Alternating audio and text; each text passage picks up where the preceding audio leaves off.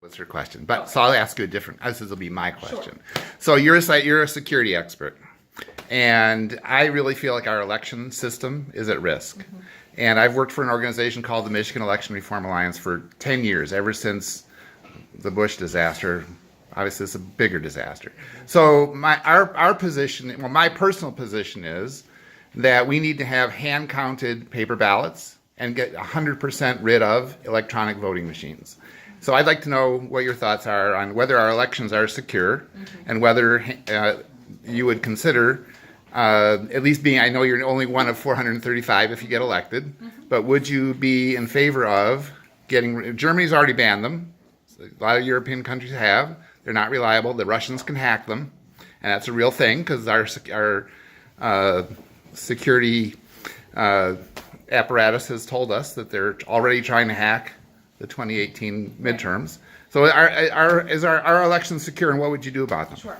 So let's just broaden the aperture of the question because of the week that we've just had, right? I think we need to live in the times that we live in, and I will tell you that I've had more people in the district asking me about security of our elections, the security against cyber attack, the national security in general in the past week because of the press conference between President Putin and President Trump than in the past year. So this issue has lit people up.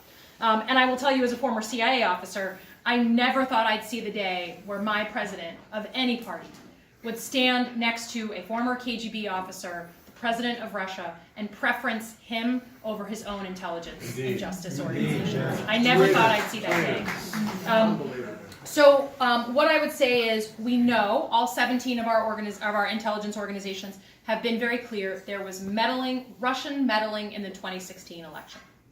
We are waiting to see what Bob Mueller comes up with in terms of whether there was collusion between the Trump administration and the Russians, but we know that there was meddling on behalf of the Russians. We know that, right? So in a normal environment, any president would take that information from his intelligence community and say, we have got to do something to protect our elections, to protect our democracy. In a normal environment, we'd have a blue ribbon panel with the greatest minds of a generation from our intelligence community and our social media world trying to figure out how to protect our elections. In a normal environment, we would have just a 24/7 task force of people looking at protecting our voting systems, right? Since we know that the Russians attempted to poke into our election systems. So to me, part of putting a check and balance on this administration is pushing for those very things, right? Once we flip the House. As just a patriotic issue, not a partisan issue. It shouldn't be that only Democrats care about the security of our elections. It should be a completely nonpartisan issue, right? Right. So for me, as a security person, I believe in redundancy, right? We talked about this. I believe that if our system is only as deep as our one machine that can be hacked, and we have no redundancy with paper ballots, we have a problem. I don't know that we live in a world where we can completely go back to the hand ballot only. I don't know. I'd have to look into it. And I think the bigger challenge is everything in our lives is online, like everything. So I don't know that the answer is going back to a hand, we're not going to be, it's not like my 19-year-old cousin is going to be carrying cash and not using his debit card. And it's not like we're moving back to something. Are you open to the idea?